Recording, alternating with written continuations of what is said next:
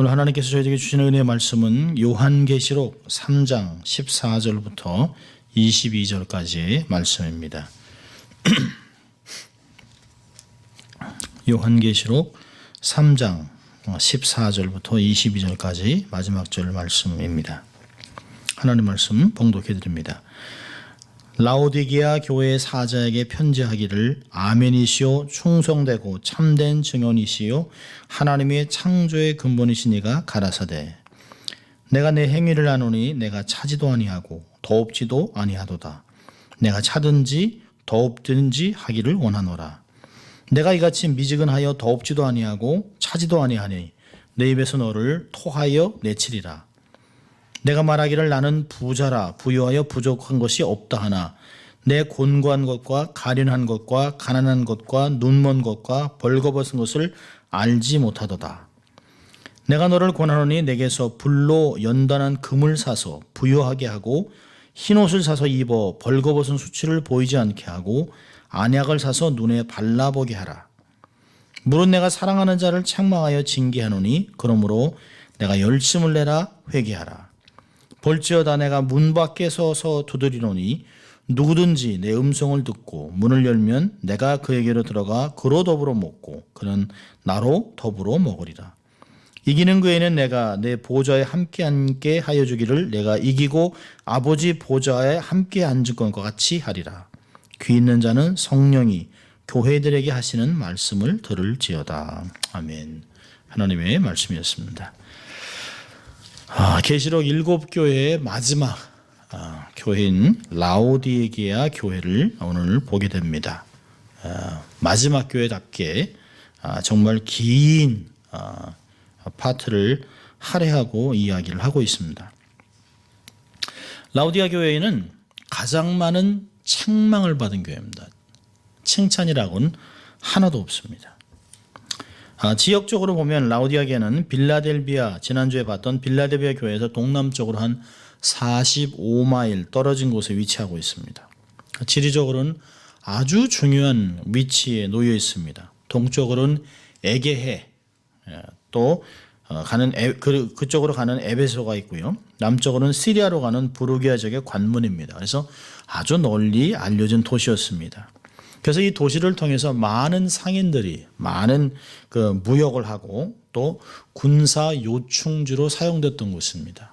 지역이 분지로 되어 있기 때문에 지형적으로도 적들로부터 도시를 보호받을 수 있는 아주 요새를 가지고 있었습니다. 이 라오디게아의 특징이 몇 가지가 있습니다. 첫째로는 이 라오디게아의 도시는 의학의 중심지였습니다. 라오디게아에서 서쪽으로 8마일 떨어진 곳에는 고대 신전이 있는데요. 그것이 의학의 중심지였습니다. 그래서 아주 유명한 의사들이 그곳에서 환자를 진료했습니다. 특별히 이곳에 있는 그 의과 대학에서는 전 세계적으로 눈과 귀에 대한 치료가 잘 알려졌습니다. 특별히 부르기아에서 생산되는 특별한 약, 특별히 고약이라든지 안약이라든지 이런 것들로 인해서 환자들의 눈을 치료하는 특별한 시설이 있었습니다. 많은 사람들이 큰 효험을 보고 굉장히 많은 사람이 몰려들었습니다. 그런데 이 라오디게아시가 이러한 약이 개발되었던 이유가 있었습니다. 그 이유는 물에 있었습니다. 이 도시는 물 문제로 굉장히 고생을 했습니다. 그래서 그 물을 두 군데에서 그 수로를 통해서 끌어왔는데요. 한 곳은 그 골로세라고 하는 지역 한 10마일 떨어진 곳인데요. 산간 지역에서 골로세라는 곳에서 아콰닥이라고 하는 그 당시에 로마 수로를 통해서 땅 밑을 파서 그 물을 흘려보냈습니다. 근데 6마일을 흘러오는 동안 이 수로를 통해서 시원한 물이 오다가 그 루코스 평야를 지나면서 그냥 물이 오랜 세월 흘러오면서 차지도 않은 미지근한 물로 바뀝니다. 또 한 곳에서는 그 히에라볼라라고 하는 그 도시가 있는데 이것은 온천물로 아주 유명한 곳입니다.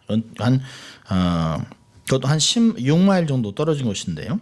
그러니까 그 골로새보다는 조금 가깝죠. 근데 이것은 골로새에서는 이제 찬물을 원했던 것이고요. 또 히에라볼리에서는 온천물, 아주 90도가 넘는 그런 물들입니다. 그 물을 뜨거운 물을 수로를 통해서 이 관을 통해서 이제 가져오기 시작했습니다. 근데 이 물도 6마일을 이렇게 흐르다 보니까 이 물이 중간에 뜨거운 게 다 식어버렸습니다. 식어가지고 그냥 미지근한 물이 됐는데, 특별히 이 온천물이 식고 나면 미지근한 가운데 그 유황 냄새가 나는 것 때문에 이 물을 마시면 사람들이 역겨워서 토했던 일들이 있습니다. 더군다나 이제 이 온천물을 오다 보니까 석회가 많기 때문에 늘 이 피줄 안에 그 콜레스테롤이 쌓이는 것 같이 이게 많이 석회가 쌓이니까 이 관을 자주 갈아야 되는 불편함도 있었습니다. 근데 사실 이 찬물이 오다가 미지근한 물로 변하고 또 온천수가 오다가 미지근한 물로 바뀌는 그런 물도 있지만, 이 물이 오염되는 데 큰 문제가 있었습니다. 그러니까 이 물이 오염되는 이유가 뭐냐면, 이 지역은 양모, 울 생산으로 굉장히 유명했습니다. 그러니까 이 양모 공장에서 나오는 폐수로 인해서 물이 아주 더러워졌어요. 새카만 물이 나왔습니다. 그리고 환자들이 이곳에 몰려서 많은 사람들이 카레한 신에게 짐승을 바치고, 그래서 짐승을 잡고 또 내장을 씻고 피를 흘리면서 이 물들이 아주 더럽게 짐승의 피와 오물 등이 라오디게아로 흘러 들어왔습니다. 그래서 이 물이 모여 있는 곳에 사람들이 손을 씻거나 수영을 하면 눈병이 걸렸어요. 피부병이 걸렸습니다. 그런데 이 중이염도 심했는데요. 그런데 라오디게아에는 토산약이 있었어요. 그래서 그 고약과 안약으로 병들을 쉽게 치료했습니다. 그러니까 보는 거 보면 힘들고 어려운 점이 있으면 그것 때문에 새로운 약이 발견되고 새로운 기술들이 발견되기도 합니다. 그래서 이 라오디게아 시에서 약이 생산되었던 이유는 자기들이 겪는 삶에서 어려움 때문에 이런 것이 있었습니다. 그래서 이 라오디게아의 특징은 의학입니다. 특별히 고약입니다. 고약, 안약과 고약. 두 번째로 라오디게아는 질이 좋은 양모로 옷을 만드는 도시로 유명합니다. 그래서 이곳에 생산되는 트리미타리아라고 하는 제품은 부드럽고 검은색, 광택이 나는 양모입니다. 전 세계적으로 아주 유명한, 그래서 소아시아 일대에서 가장 고가품으로 팔려서 여기에서 나는 양모를 통해서 막대한 부를 축적했던 것을 알 수 있습니다. 세 번째로 라오디게아는 금융업의 중심지입니다. 그러니까 인구가 많은 상업 도시로서 홍콩이나 뉴욕의 월스트리트 같은 그런 소아시아의 금융의 중심지였습니다. 역사가들의 기록에 의하면 AD 60년경에 엄청난 지진이 있었습니다. 지진 때문에 도시가 거의 폐허가 되다시피 했는데요. 로마가 도와주겠다고 하는 것을 거부하고 자기들이 있는 금과 돈을 사용해서 도시를 완벽하게 재건했습니다.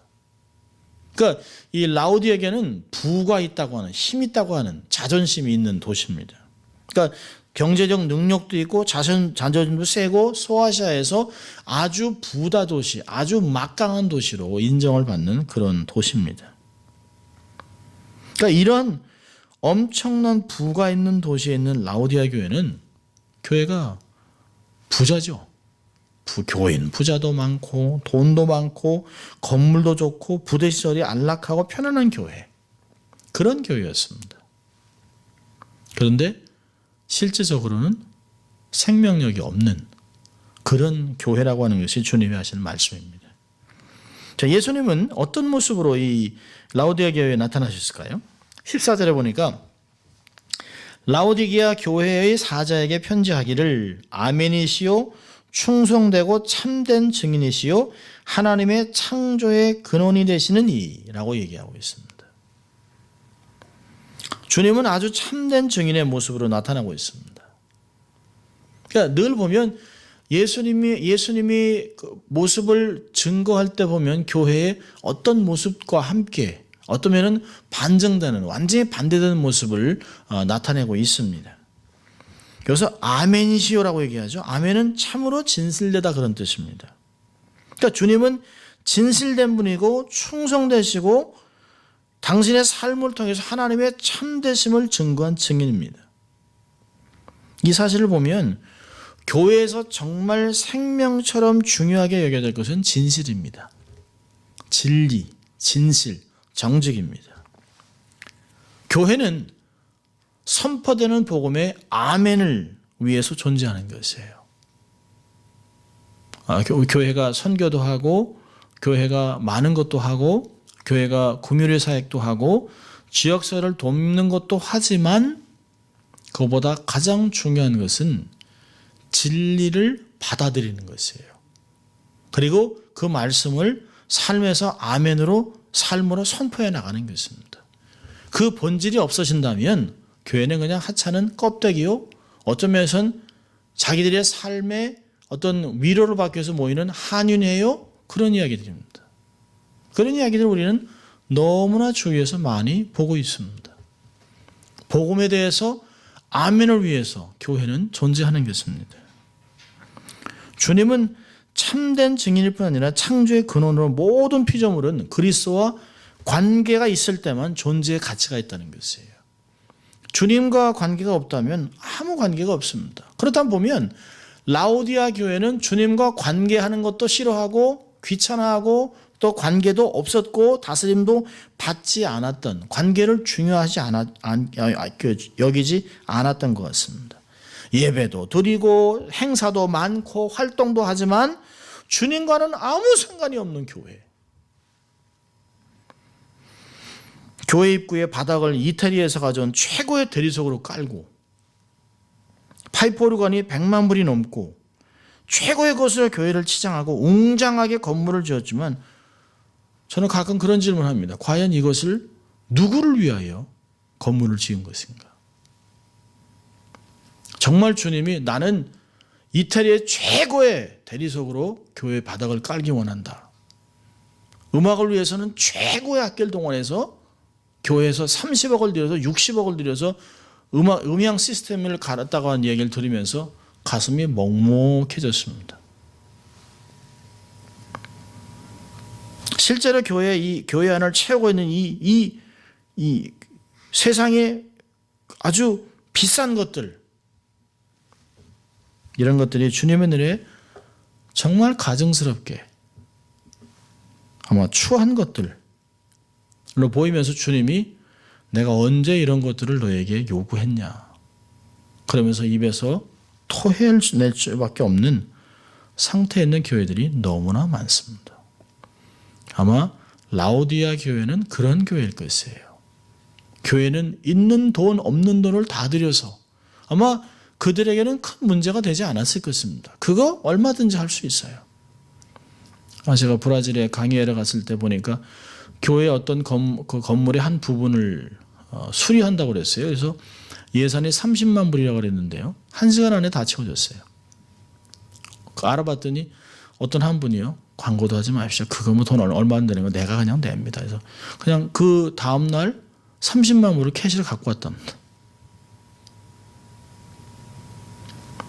그게 뭐 한 나라의 이야기입니다만은 아마 이 라오디아 교회에 있는 교회가 그런 교회가 아니었나 합니다. 뭐 하나 부족함이 없어요. 하나 부족함이 없어요.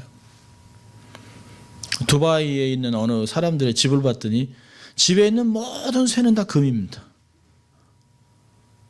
손 씻는 그 포셋도 금, 뭐 물 따르는 주전자도 금, 변기마저 금입니다. 변기마저.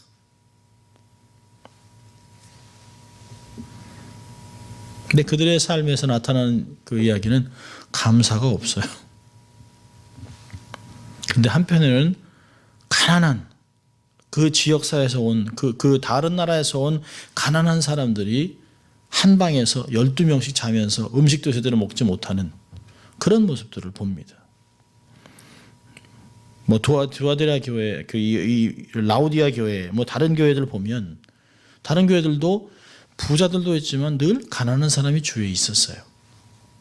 근데 특별히 그 라오디아 교회는 부로 인해서 엄청난 힘을 갖고 있었던 교회면은 틀림이 없습니다. 자, 그런데요, 이 교회에 주님이 평가를 내립니다. 15절 보면 내가 내 행위를 안다. 주님이 다 알고 있습니다. 그들의 안과박, 그들의 생각하는 것, 행위, 그들의 껍데기 같은 신앙생활을 다 알고 있습니다. 내가 차지도 않고 덥지도 않고 내가 차든지 덥든지 둘 중에 하나를 택해라. 내가 이같이 미지근하게 덥지도 아니하고 차지도 아니한 내 입에서 너를 토해내버리겠다. 주님의 평가는 어떻습니까? 이 라오디아 교회는 미지근한 상태라는 게 미지근하다. 말씀을 향한 뜨거운 열정과 사랑이 없어요. 그러니까 세상의 불의 앞에서 진리로 냉철하게 판단하는 기준도 없습니다. 어떤 면에서는 좋은 게 좋은 교회예요. 문제가 없는 게 좋은 교회예요. 그저 편안하게 가자는 교회입니다. 세상과 크게 다름없이 세상과 또 신앙에 적당한 양다리를 걸치고 세상에 있는 것도 충분히 즐기고 교회에서는 최소한의 예배를 드렸던 그런 교회입니다. 이 교회는 도대체 말씀에 관심이 없습니다. 말씀을 듣고 난 후나 말씀을 듣기 전이나 차이가 없어요. 변화가 없어요. 왜 그럴까요? 도대체 이들은 왜 그렇습니까? 삶의 부족함이 없기 때문에 마음에 기름이 진 것이에요. 말씀 앞에서 가난하고 낮은 마음이 없으니까 말씀이 들려도 반응이 없어요.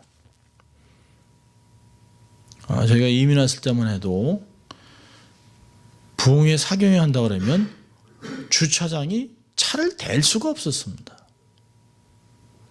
제가 자랐던 교회, 동양선 교회에서도 청소년 부흥회를 하는데도 본당이 꽉 찼어요. 커맨시, 컴투미. 그 청소년들이 그 말씀을 들으려고 꾸역꾸역 그냥 꽉 매였었습니다. 부흥 집회할 때마다 그렇게 광고하지 않았어도 교회가 한인타운에서 있고 뭐 밖에 나시 널널해서 그런 것도 있습니다만 그런데도 자리가 없어 그 동네에다가 차를 대느라고 정신을 못 차려요. 20년 전만 해도 부흥회 사경회를 하면 많은 사람이 은혜 받으려고 몰려들었습니다. 지금 어떻습니까? 누가 와도 안 가요. 귀찮아합니다.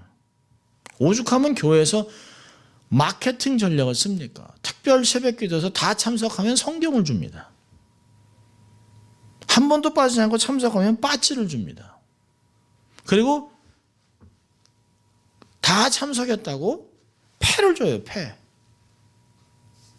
세상에서 물건 많이 사면 마치 김수정교에서 500브로치 사면 이것도 주고 1000불 사면 이것도 주고 큰 차이가 없어요. 좀 기가 막히죠. 너무너무 안타까운 모습들을 봅니다. 근데 이 사람들이 이 라오디게아 교회 사람들이 모든 것에 이렇게 무딘 반응을 보일까요? 아니에요. 이런 사람들은 세상에는 너무나도 민감합니다. 유행의 변화에 민감하고 어디에 무슨 일이 일어나고 있는지 다 알고 있습니다. 스탁은 어느 정도 올라갔고 금값은 얼마고 지금 주택 동향은 어떻고 환하게 알고 있습니다. 어떤 유행이 있고 옷은 어떻게 진행되고 이런 건 너무너무 잘 알고 있습니다. 그런데 말씀에 대해서만은 죽어 있습니다. 그렇다면 라오디아 교회에 많은 사람이 몰렸던 이유는 뭘까요? 교회에서 세상의 이야기를 들을 수 있었기 때문입니다. 이 교회에 오면 세상에서 성공한 얘기를 들을 수 있어요. 성공할 수 있는 비결을 배울 수 있습니다. 하면 된다. 파지티브 띵킹, 번영의 복음, 착하게 살자, 그리고 부자가 되라 하나님의 뜻이라고 얘기합니다. 남부에 4만 5천 명이 모이는 교회는 복음 이야기를 하지 않습니다.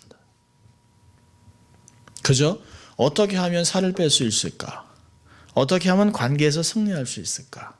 어떻게 하면 돈을 잘 모을 수 있을까? 어떻게 하면 부자가 될 수 있을까? 이런 이야기를 교회 강단에서 합니다. 그리고 지옥이나 천국에 대해서는 이야기하지 않습니다. 하나님의 책망에 대해서 얘기하지 않습니다. 주님이 재림한다는 얘기도 하지 않습니다. 사람들이 왜 교회에 몰려들까요? 그들은 천국에 가기 위해 오는 것이 아니에요. 세상에서 심신이 지쳐서 쉬기 위해 오는 것입니다. 그래서 설교가 부담스러우면 안 돼요.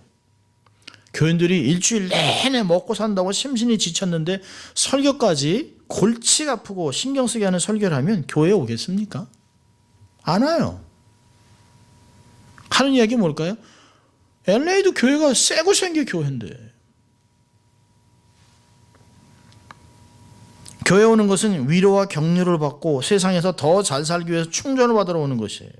소위 편안한 교회, 신앙생활을 편안하게 할 교회를 찾습니다. 그러니 십자가의 고난을 이야기하거나 죄에 대한 책망이나 지적하면 안 되는 거예요. 목사들이 어떻게 하면 교인들을 예배 시간에 많이 웃을 수 있게 할까 고민합니다. 저도 이 설교를 하는 저도 딜레마예요. 어떻게 설교를 2분 안에 3분 안에 교인들을 졸지 않게 어떻게 하면 말씀으로 이들을 잘 잡을 수 있을까? 그래서 예화를 찾기도 하고 웃기기도 하고 하면서 사실은 안타까움은 말할 수 없는 거죠. 주님이 사람들한테 막 웃기고 농담을 한 후에 자 이제 하나님 말씀 전해줄게 하지 않았거든요.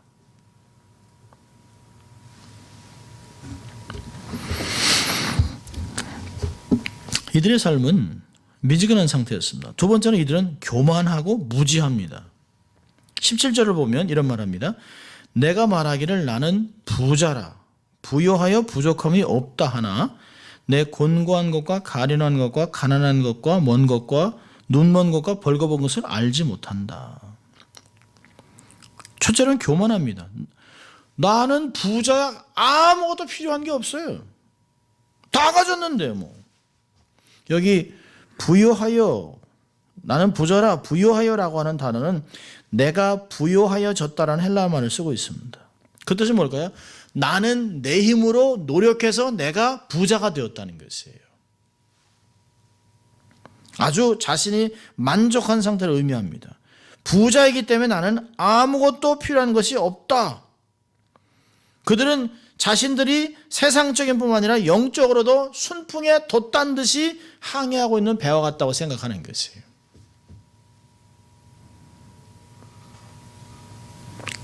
교만한 정도만 아닙니다. 몰라요. 자기들의 실체를 모릅니다. 자기들이 부자이기 때문에 자기들이 정말 영적으로 곤고하고 가련하고 가난하고 눈먼 것 별거벗은 걸 전혀 모르고 있습니다. 자기들의 영적인 상태를 몰라요. 근데 주님의 기준에 의하면 그들의 물질적인 부와 번쩍이는 통계가 사실은 썩어가고 있는 시체를 감싸고 있는 소유에 불과하다는 거예요.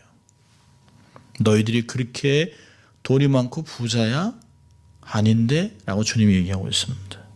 주님은 그들을 곤고하고 가련하다고 진단하고 있습니다.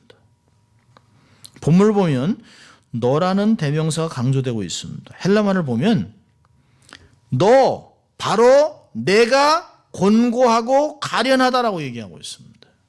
그리고 이 참혹한 모습이 세 종류로 나타나는데요. 가난하고 눈멀고 벌거벗은 것이라는 거예요. 주님은 라오디아 교회를 눈멀고 벌거벗은 거지라고 칭하고 있습니다. 겉으로는 돈도 많고 잘 사는데 가난해요. 눈은 말짱하지만 멀었습니다. 입을 것은 많지만 벌거벗었습니다. 겉과 속이 달라요. 너무 달라요. 더 아픈 가슴이 아픈 것은 라오디아 교회가 영적으로 가난한 상태에 있음에도 불구하고 정작 당사자들은 전혀 모른다는 거예요. 인식하지 못하고 있습니다. 이것이 문제의 핵심입니다. 영적인 자가 진단을 하지 못하고 있는 상태예요. 내가 어떤 상태인지 전혀 모르고 있습니다. 마치 그런 거죠. 돈이 많고 부자면 내가 신앙생활을 잘하기 때문에 하나님이 내게 재물을 줬다라고 생각하고 하나님의 축복을 받고 있다라고 이야기를 합니다. 가난하면 하나님께 저주를 받아서 내가 가난하기 때문에 내가 신앙생활을 못하고 있다고 생각해요. 그런데 특별히 부자교회 부자인 라오디아 교회 교인들은 자기들이 부자기 때문에 세상에서 돈도 많이 벌고 금덩어리도 많고 온갖 좋은 것을 다 누리고 있기 때문에 자기들이 신앙생활을 잘하고 있다고 여기는 것이에요. 자신들은 문제가 없다는 거죠. 물질적으로 풍족하기 때문에 영적으로도 부족한 것이 없다고 생각하고 있습니다. 근데 우리 이렇게 질문해 봐야 됩니다. 그 물질은 누가 줬냐는 것이에요. 우리에게는 건강, 우리에게는 재물, 우리에게는 부가 어디서부터 왔냐는 것이에요. 정말 우리가 노력했기 때문에, 우리가 수고했기 때문에 그거 얻은 것이 아니에요. 하나님의 선물이요 축복이라는 것을 잊지 말아야 합니다. 우리가 호세아서를 보면 2장 8절에 이런 말씀이 있습니다.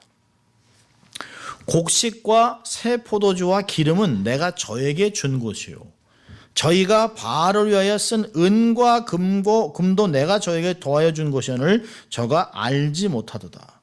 고멜은 자신의 우상에게 갖다 바친 재물도 하나님이 주신 것을 까맣게 잊어버리고 있습니다.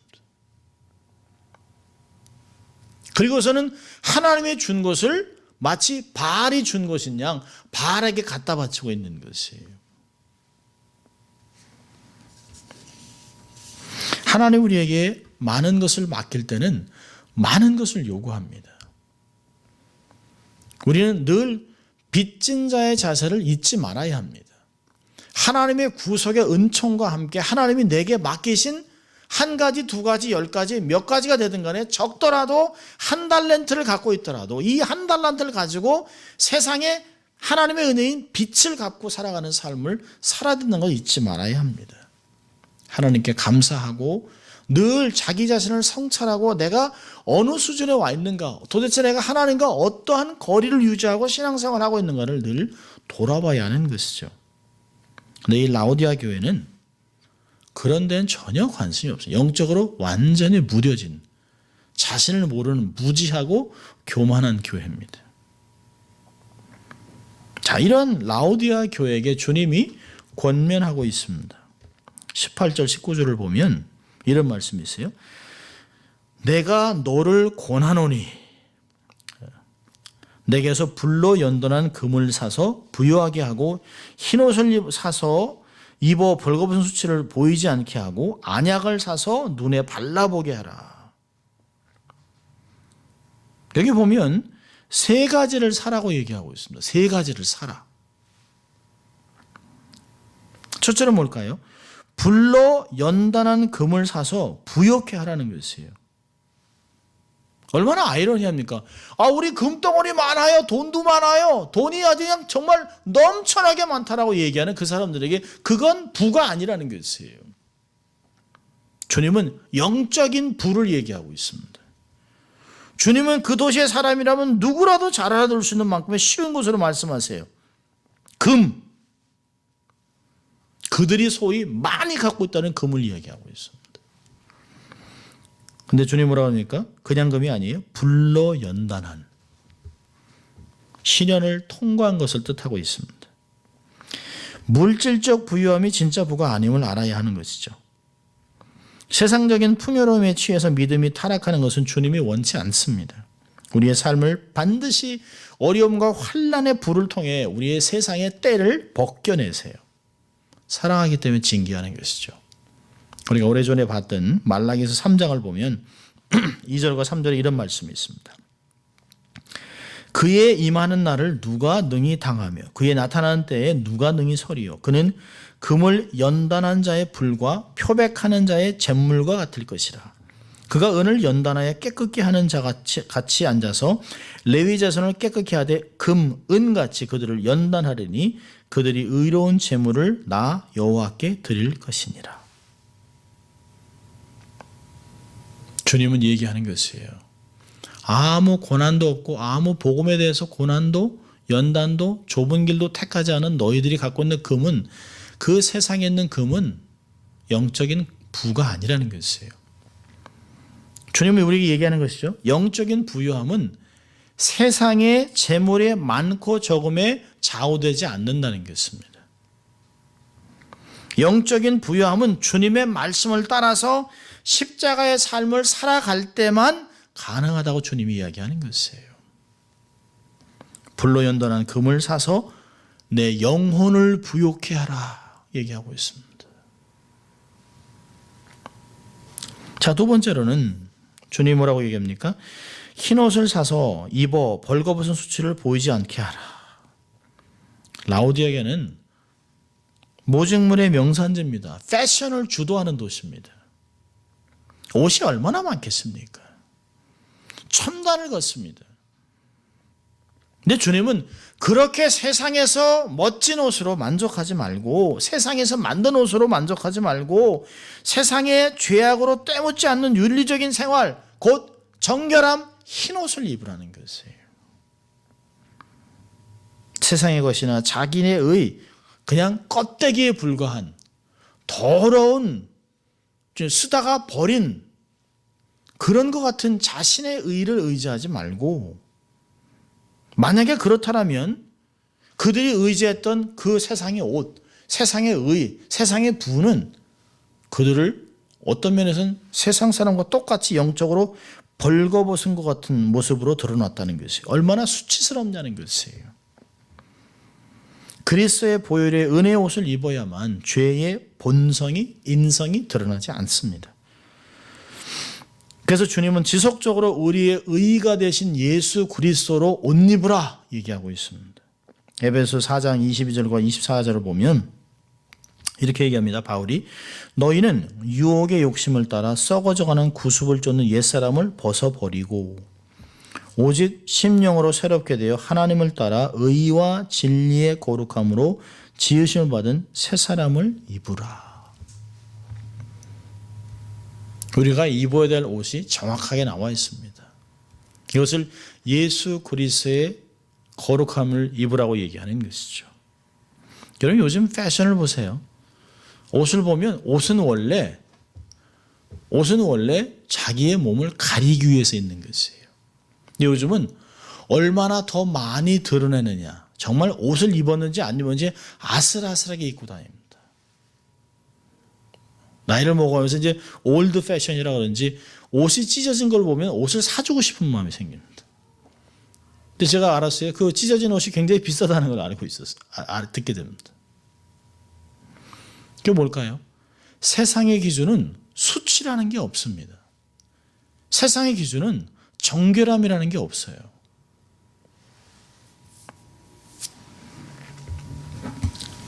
주님은 정결함을 유지하라고 얘기하고 있습니다. 세 번째로는요, 안약을 사서 눈에 발라보게 하라고 있습니다. 안약을 사서 눈에 발라보게 하라. 라오디게아 교인들은 지역의 유명한 안약은 자랑스럽게 생각하지만 자기들의 처절한 상태를 보는 눈은 없어요.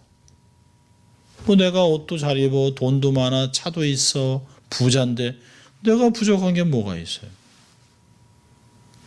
말씀을 깨닫지 못하는 것에 대해서 전혀 몰라요.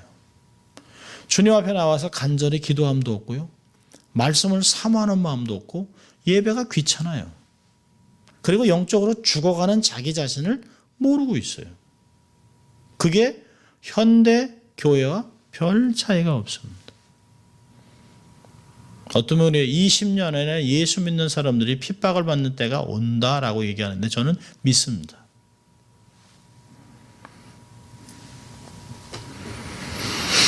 세상의 유행과 돈의 흐름을 읽는 눈은 발달했지 모르지만 영적인 것은 하나도 보지 못하는 영적인 장님이었습니다. 주님은 얘기하는 것이죠. 영적인 시력과 영적인 분별력을 회복해라 라고 얘기하고 있습니다. 신명기 29장 3절 4절에 얘기한 것 같이 깨닫는 마음이 있으면 보는 눈이 있어야 합니다. 영안이 열려야 되는 것이죠. 현실만을 보고서는 우리의 삶을 주 앞에 가까이 갈 수가 없어요. 여러분 주님은 17절에 보면 주님 얘기하죠. 18절에 주님은 이 세 가지를 사라고 얘기하고 있습니다. 근데 18절 초반을 보면 내게서 사라고 얘기합니다. 내게서. 나로부터 연단한 금, 나로부터 흰옷, 나로부터 안약을 사라고 얘기하고 있습니다. 근데 이 세 가지는 영적인 것이라 돈을 주고 구입할 수 있는 것이 아니에요. 그렇다면 뭘 얘기할까요? 주님은 이 영적인 것을 얻기 위해서 대가를 지불하는 것입니다. 시간을 투자하고 삶을 투자하고 결단해서 대가를 지불하는 것이에요. 그리고 얘기하는 거죠. 내가 바로 주님이 말씀하신 내가 바로 모든 문제의 해결자고 모든 부의 원천인 것을 너희들이 알았으면 좋겠다라고 얘기하고 있습니다. 너희들이 그렇게 갖고 싶어하는 것, 너희들이 그렇게 소유하고 싶은 것, 너희들이 그렇게 알고 싶은 모든 것은 내가 다 갖고 있다니 나에게 와서 물어보라는 것이에요. 그러니 주님이 마태복음에 너희는 구하고 찾으라 두드리라 얘기한 건 아닙니까?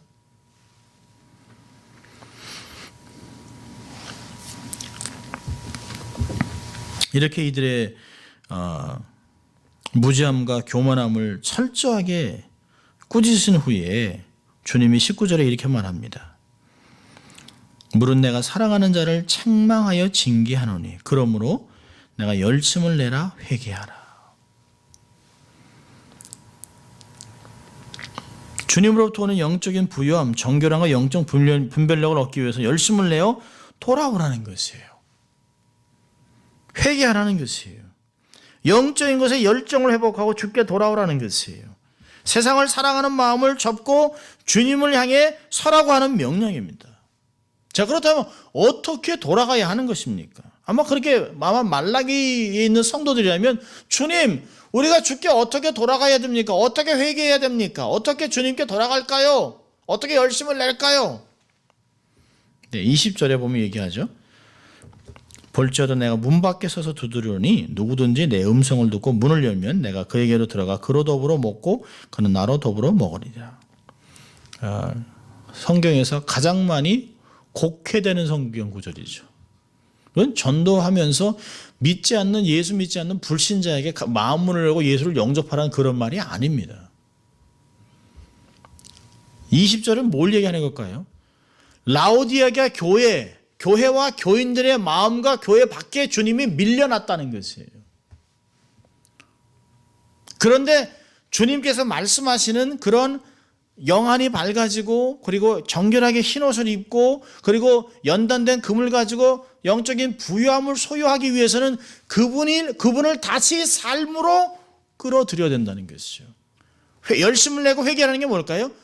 그분이 우리의 삶에 계속해서 우리의 컨트롤 타워, 마음에 있는 컨트롤 타워에 들어와서 모든 것을 컨트롤하려고 할 때 그분께 문을 열고 그분께 다시 자리를 양보해 드리라는 것이에요. 쉽게 얘기한다면 교회 밖으로 쫓아냈던 주님을 다시 들어오시도록 그분의 음성에 순복하고 순종하는 것입니다. 여기 두드린다고 하는 크로우라고 하는 단어는 현재 진행형입니다. 계속 두드리는 거예요. 계속 들으라고. 안에 있는 사람이 문을 열 때까지 두드리고 있습니다. 사단은 우리의 인격을 망가뜨리면서 우리의 인격을 상관하지 않고 짓밟으면서 문을 깨고 들어오죠. 근데 주님은 우리의 인격적으로 동의를 요구하고 우리를 인격적으로 존중합니다. 주님은 포기하지 않는 하나님입니다. 교회가 정말 미지근하고 정말 무지하고 교만하고 정말 가치가 없는 것 같지만 주님은 포기하지 아니하고 계속해서 문을 두드리면서 회복해 주겠다. 내가 너희를 사랑한다. 사랑하기 때문에 지금도 계속 문을 두드리고 있다. 내가 너희들의 삶을 주장하고 인도해 주겠다라고 얘기하고 있습니다. 자, 주님은 20절과 21절에 놀라운 약속과 상급을 우리에게 주셨습니다. 누구든지 주의 음성을 듣고 문을 열면 내가 그에게로 들어가 그로 더불어 먹고 그는 나로 더불어 먹으리라. 20절에서는 왕의 식탁의 교제를 이야기하고 있습니다. 주님의 소리를 듣고 문을 열고 그분을 다시 삶에 모셔드리면 그분과 더불어 먹는다는 거죠. 이스라엘 사람들에게 식탁 교제는 굉장한 것입니다. 근데 여기서 얘기하는 더불어 먹고 있는다는 건 뭘까요? 저녁 식사, 곧 최고의 만찬을 이야기하는 것이에요. 주님의 만찬도 저녁이었습니다. 저녁 식사였어요. 최고의 식사로 기쁨과 사랑의 교제를 하면서 주님의 가지신 모든 것을 나눠주시겠다고 얘기하는 것이에요. 주님과의 식탁 교제는 친밀함을 넘어서 영적인 승리를 이야기하는 것입니다. 왕과 함께 마주 앉은 것이에요. 이야기가 어디서 나올까요? 시편 23편에 나옵니다. 원수들 앞에서 상을 베풀어 놓으셨어요. 그래서 원수들이 우리를 공격하러 왔다가 만군의 여호와 하나님과 함께 앉아 식사를 하는 우리를 보고 두려워 떠나는 것이죠. 하나님의 상에서 함께 사랑받으며 식사와 교제하는 걸 보고 하나님의 사랑을 받는 사람인 걸 보고 더 이상 공격할 것을 멈춰버린다는 것이죠. 그래서 주님이 내 삶을 지배하면 사망의 음침한 골짜기를 지나가도 두렵지 않다라고 얘기하는 것이죠. 우리가 문을 열고 주님께 다시 우리의 삶의 컨트롤 타워를 넘겨드리면, 주님이 우리의 삶을 주도할 수 있도록 우리의 삶을 열어드리면, 그분은 사단이 두려워하는 리더의 삶을 만들어 놓을 것이에요. 자, 두 번째 약속은 21절에 있습니다. 이기는 그에게는 내가 보좌에 함께 앉게 하여 주기를 내가 이기고 아버지 보좌에 함께 앉은 것 같이 하리라. 보좌에 함께 앉게 해주겠다고 얘기하고 있습니다. 기가 막힌 말씀이죠. 성도들이 그리스도 안에서 그리스도와 연합함으로 얻게 되는 실제적인 지위를 얘기하는 것이에요. 바울이 이 말씀을 증거하고 있습니다. 에베소 2장을 보면, 에베소 2장 5절과 6절을 보면, 허물로 죽은 우리를 그리스도와 함께 살리셨고 또 함께 일으키사 그리스도 예수 안에서 함께 하늘에 앉히시니라고 얘기하고 있습니다. 골로새 3장은 더 놀랍게 얘기하고 있습니다. 골로새 3장 1절부터 3절까지 이렇게 얘기합니다. 그러므로 너희가 그리스도와 함께 다시 살리심을 받았으면 위의 것을 찾으라. 거기는 그리스도께서 하나님 우편에 앉아 계시느니라. 위의 것을 생각하고 땅의 것을 생각하지 말라. 이는 너희가 죽었고 너의 생명이 그리스도와 함께 하나님 안에 감추어 있음이니라. 이 사도 바울은 놀라운 영적인 사실을 확신을 가지고 외친 것이, 주님이 보좌에 앉으신 것은 그와 연합된 구원받는 사람들이 보좌에 앉는 것과 똑같은 이야기를 얘기합니다. 그러니까 그리스도 안에서 우리는 이미 지금 영화롭게 되어 있습니다.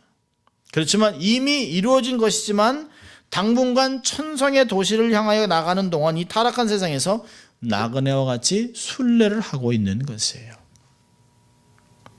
그래서 바울은 얘기하죠.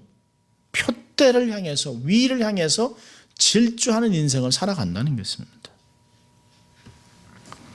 그리고 22절에는 늘 하는 대로 귀 있는 자는 성령이 교회들에게 하시는 말씀을 들으라 라고 말씀을 마치고 있습니다. 자, 두 가지를 적용하고 말씀 마치려 합니다. 첫째로는 제자의 삶을 살아내라는 것이에요. 신분을 깨닫고 하나님 나라를 대변하는 언약 백성으로, 제자로 살아내야 합니다. 하나님의 자녀로 왕같은 제사장으로 빛과 소금으로 특별히 주님의 사랑받는 제자로 살아내야 합니다. 신분에 걸맞게 부끄럽지 않게 살아야 합니다. 특권은 의무를 요구하는 것이에요. 우리가 경찰을 존경하지만 그 경찰이 뇌물을 받고 불법을 행했을 때는 그는 더 이상 경찰이 아니죠. 그는 뉴스를 통해서 부끄러움과 수치를 당하고 자기 직장에서 떨려나게 되어 있습니다. 우리도 예수 그리스도의 옷을 입고 그리스도인으로 하나님의 아들 예수 그리스도의 발자취를 따라가고 있는 동안 우리의 신분을 자각하고 우리가 어떤 사람인지 알고 그분을 선포하고 살아간다면 하나님이 약속한 모든 것들을, 권리를 누릴 수 있습니다. 그러나 우리가 그런 것들을 포기하고 세상 사람과 똑같이 살아가기 시작한다면 우리의 삶은 권위도 잃어버리고 능력도 잃어버리는 그런 존재로 타락하게 됩니다. 우리가 잘 아는 대로 베드로전서 2장 9절에 있습니다. 너희는 왕같은 제사장이라고 얘기했습니다. 하나님의 소유된 백성, 어두운 데서 불러내어 그의 기이한 빛에 들어가게 하신 자 아름다운 닭을 선전하라고 얘기하고 있습니다. 누가복음 9장 23절에서는 누구든지 나를 따라오려거든 자기를 부인하고 날마다 제 십자가를 지고 나를 쫓으라라고 얘기하고 있습니다. 이 제자도는 2000년 동안 모든 교회들에게, 모든 성도들에게 동일하게 적용되었던 말씀입니다. 한 명도 제외되지 않습니다. 예수 믿는 사람이라면 누구든지 날마다 자기 자신에서 나오는 욕망을 제어하고 교만해지고 싶어지는 그 마음들을 다 꺾어버리고 자기를 부인하고 십자가를 지고 자기의 사역을 감당하면서 주님만을 날마다 쫓는 삶이 돼야 된다라고 얘기하고 있습니다. 그렇지 않는다면 우리에게 있는 모든 직분이나 모든 것들은, 타이틀은 그냥 껍데기일 수밖에 없는 거죠. 이런 제자도의 삶을 살지 않기 때문에 현대교회는 세상에서 지탄의 대상이 되는 것입니다.